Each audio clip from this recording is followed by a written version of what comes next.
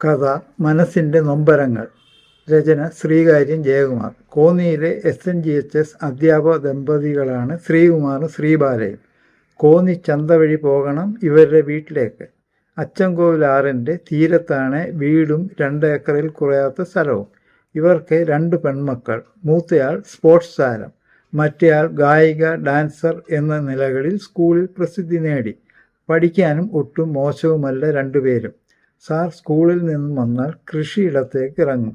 ഇരുൾ വീഴുമ്പോൾ മടങ്ങും. മൂത്തയാൾ 10ാം ക്ലാസ് കഴിഞ്ഞ് GV രാജ സ്കൂളിൽ അഡ്മിഷൻ കിട്ടിയിട്ടും വിട്ടില്ല. ജോലിക്കൊന്നും കാത്തു നിർത്താതെ ഡിഗ്രി കഴിഞ്ഞതും ഒരു ഗൾഫുകാരനുമായി കല്യാണം നടത്തി. ചെന്നു കയറിയ വീട്ടിലെ മുഴുവൻ ഉത്തരവാദിത്വവും മൂത്ത മകൻ്റെ ഭാര്യ എന്ന നിലയിൽ അവളുടെ തലയിലായി. ഒട്ടും നീരസം കാട്ടാതെ എല്ലാ കാര്യവും ഒരു കുടുംബിനിയെ പോലെ നിറവേറ്റി. ഇളയ മകളെ ഒരു അധ്യാപകൻ വിവാഹം ചെയ്തു.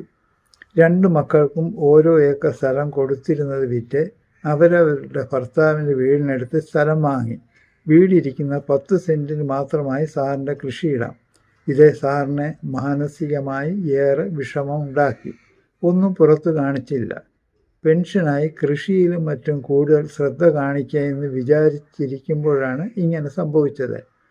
മൂത്ത മകൾക്ക് 2 ആൺമക്കൾ, ഇളയ ആൾക്ക് 1 മകനും മകളും. കൊച്ചുമകൻ്റെ നൂലുകെട്ടിനോടനുബന്ധിച്ചാണ് പ്രശ്നങ്ങൾ ഉടലെടുത്തത്. മരുമകൻ ഒരു പേരെ സാറിനോട് പറഞ്ഞിരുന്നു. ചെവിയിൽ സാറാണ് പേര് മന്ത്രിച്ചത്. മരുമകൻ പറഞ്ഞ പേരല്ലായിരുന്നു. സാറിന് മറവി സംഭവിച്ചതാണ്. പക്ഷേ മകളും മരുമകനും വിശ്വസിച്ചില്ല. സദ്യ പോലും കഴിക്കാതെ അവരവിടുന്ന് ഇറങ്ങി. ബന്ധുക്കളുടെ മുന്നിൽ സാർ അപഹാസ്യനായി. അതായിരുന്നു തുടക്കം. ടീച്ചറും സാറും തനിച്ചായി. 4 മണി ആകുമ്പോഴേക്കും ഉച്ചയുറക്കം കഴിഞ്ഞ് ചായയും കുടിച്ചിട്ട് വിളക്ക് തേച്ച് പൂവ് പറിച്ചു വെച്ച് നാമജപം തുടങ്ങും. 6 മണിക്ക് വിളക്ക് കത്തിക്കും. ഇരുട്ട് വീഴുന്നതോടെ ഗേറ്റ്, ജനൽ, കതക് ഇവയൊക്കെ അടച്ചിടും. ഒരുതരം പേടി പോലെ. രാത്രി ഒറ്റയ്ക്കിരിക്കാൻ പേടിയായി തുടങ്ങി. ടീച്ചർക്ക് ഒരിടത്തേക്കും പോകാൻ പറ്റാതെയായി. ഇപ്പോൾ സംഭവിക്കുന്ന പലതും മറന്നു പോകാനും പഴയ കാര്യങ്ങൾ ഓർത്തെടുത്ത് അത് പറയാനും തുടങ്ങി. ആയിടയ്ക്കാണ് അടുത്ത ബന്ധു മരിച്ചത്. അതിന് പോകാൻ ഇറങ്ങി പകുതി ദൂരെ എത്തിയതും സാറിന് ഒരു വെപ്രാളവും പേടിയും തുടങ്ങി. തിരിച്ചു മടങ്ങേണ്ടി വന്നു. അളിയൻ മുഖാന്തരം ഒരു ന്യൂറോ ഡോക്ടറെ കണ്ടു ചികിത്സ തുടങ്ങി. ആഹാരം കഴിപ്പ് കുറഞ്ഞു. കുളിക്കുന്നതും മറ്റും ഒറ്റയ്ക്കാണെങ്കിലും പറയണം, എങ്കിലേ ഓർക്കുകയുള്ളൂ. മക്കളൊക്കെ വന്ന് നോക്കുമെന്നല്ലാതെ കൂടെ താമസിച്ച് ശുശ്രൂഷിക്കാൻ തയ്യാറല്ലായിരുന്നു. പിന്നീട് ബാലൻസ് തെറ്റി വീഴാനും തുടങ്ങിയതോടെ ടീച്ചർ ആകെ വിഷമിച്ചു.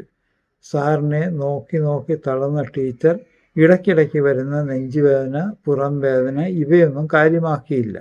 അത് ഹാർട്ട് അറ്റാക്കിൽ കൊണ്ടെത്തിച്ചു. സാറിനെ പരിചരിക്കാൻ ഒരു സ്ത്രീയെ വെച്ചു. അവർ കാര്യമായി നോക്കി.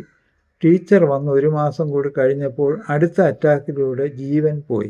വരുന്നവരോടൊക്കെ അവൾ എന്നെ ഇട്ടേച്ച് പോയി എന്ന് പറഞ്ഞുകൊണ്ടിരുന്നു. ചടങ്ങൊക്കെ കഴിഞ്ഞ് ഇളയ മകൾ കൂട്ടിക്കൊണ്ടുപോയെങ്കിലും ബെഡിലും മറ്റും മൂത്രം വീഴുന്നു എന്ന് പറഞ്ഞ് മരുമകൻ അവിടെ നിർത്താൻ ബുദ്ധിമുട്ടാണ് എന്ന് പറഞ്ഞു. ഒരു അകന്ന ബന്ധു വന്ന് കൂട്ടിക്കൊണ്ടുപോയി. പെൻഷൻ തുക വെച്ച് ഒരാളെ നിർത്തി നോക്കി തുടങ്ങി. ഇത് അധികകാലം വേണ്ടി വന്നില്ല. 6 മാസം കഴിഞ്ഞൊരു രാത്രി മക്കളോ കൊച്ചുമക്കളോ ഒന്നും അടുത്തില്ലാത്ത നേരം സാറിനെ നോക്കിയിരുന്ന സ്ത്രീയുടെ കയ്യിൽ നിന്നും ഒരിറക്ക് വെള്ളം വാങ്ങിക്കുടിച്ച് സാർ ഈ ലോകത്തു നിന്നും യാത്ര പറഞ്ഞു.